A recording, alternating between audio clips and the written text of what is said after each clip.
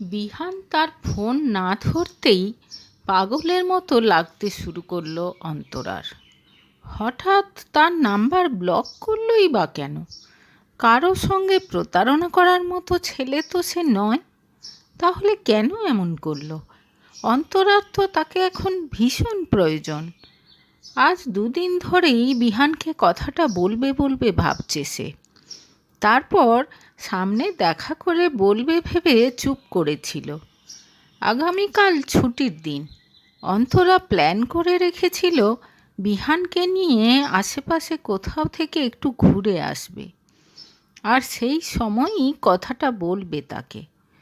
অন্তরা যে প্রেগন্যান্ট সে কথাটা শোনার পর বিহানের কি প্রতিক্রিয়া হয় তা দেখার জন্য অধীর আগ্রহে অপেক্ষা করছে সে।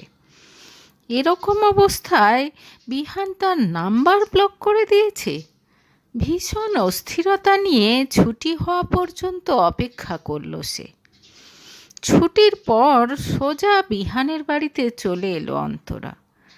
কিন্তু সে গেটে ঢুকতে যেতেই দরোয়ান তাকে আটকে দিল। কিছুতেই ভেতরে যেতে দিতে চায় না। ভীষণ অবাক হয় অন্তরা। দরোয়ান বারবার বলে বিহান বাড়িতে নেই এবং তার অনুপস্থিতিতে কোনো মেয়েকে বাড়িতে ঢুকতে দিতে বারণ করেছে সে। অবশেষে অনেক অনুরোধ করলে ভেতর থেকে পারমিশন এনে অন্তরাকে ঢুকতে দিল সে। ভেতরে ঢুকেই মনোরমাকে দেখে কথা বলতে গেল অন্তরা। কোনো কথা নয়, তোমার মতো মেয়ের সঙ্গে কোনো কথা থাকতে পারে না আমার। তোমার মতো ভিখিরি মেয়েকে বিশ্বাস করাই আমাদের ভুল হয়েছে। সুযোগ পেতেই তুমি তোমার আসল পরিচয় দেখিয়ে দিয়েছ, চিবিয়ে চিবিয়ে বললেন মনোরমা। এসব আপনি কি বলছেন আন্টি? চুপ করো। তোমার কোনো যোগ্যতা আছে আমাকে আন্টি বলার? বেরিয়ে যাও আমার বাড়ি থেকে। আর কোনো দিন এ বাড়িতে ঢোকার কথা ভুলেও ভাববে না। আর তোমার ওই কুনজর যেন আমার ছেলের উপর কোনো দিন না পড়ে। বিস্ময়ে হতবাক হয়ে দাঁড়িয়ে রইল অন্তরা। মনোরমার এরকম ব্যবহারের কোনো কারণ খুঁজে পেল না সে। সে যে বিহানের সন্তানের মা হতে চলেছে এ কথা বলার সাহস তার হলো না। কি হলো, এখনো দাঁড়িয়ে আছো? কি চাই তোমার? কত টাকা চাই? একটা কানা কড়িও পাবে না।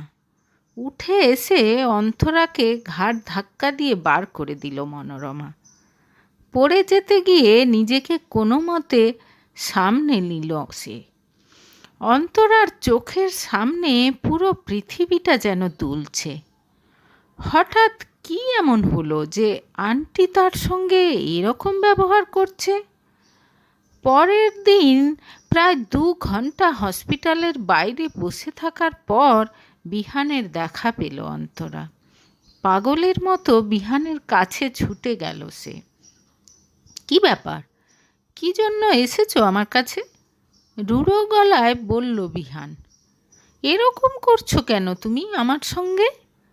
ঝাড়পন্নাই অবাক হয়ে জিজ্ঞেস করলো অন্তরা। কেন অন্তরা, কেন এরকম করলে আমার সাথে? মা তো মেনেই নিয়েছিল তোমাকে। কিছুদিন পর আমরা বিয়ে করে নিতাম। কিন্তু তুমি কি করলে? সামান্য একটা চাকরির লোভে তুমি যে এত নিচে নামতে পারো তা আমি কল্পনাও করতে পারছি না। ছি! কথাগুলো বলেই ঘৃণায় মুখ ফিরিয়ে নিল বিহান। তোমার কথা কিছুই মাথায় ঢুকছে না আমার। কি হয়েছে বলবে আমাকে? ও, কিছুই মাথায় ঢুকছে না, না? সত্যি? এত ভালো অভিনয় কবে থেকে শিখলে? বিহানের মুখে তাচ্ছিল্যের হাসি।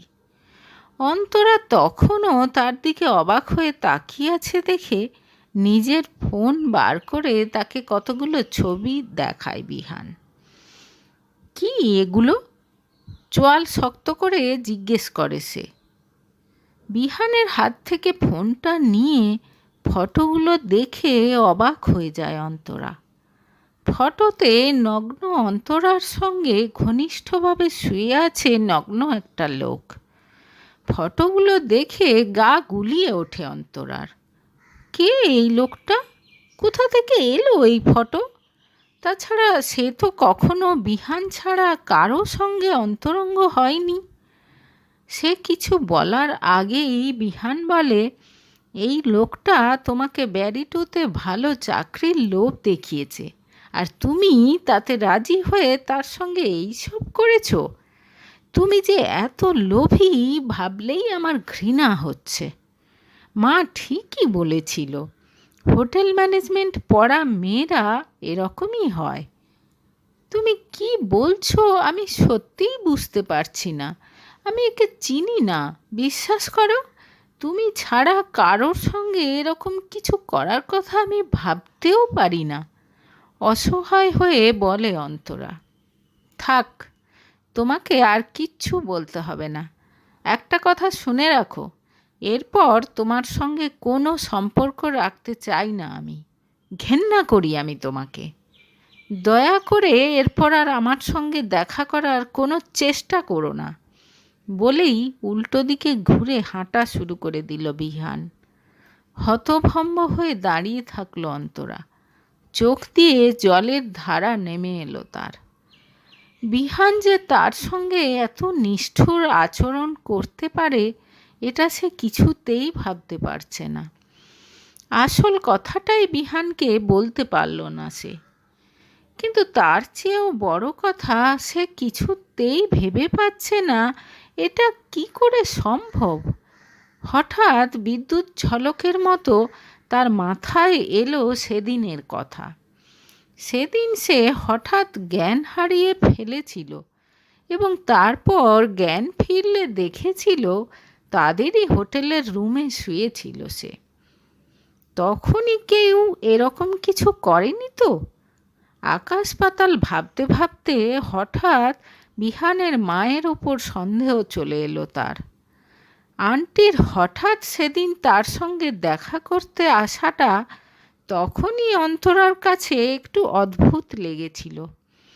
কিছুক্ষণ চিন্তা করার পর সব কিছু জলের মতো পরিষ্কার হয়ে গেল তার কাছে।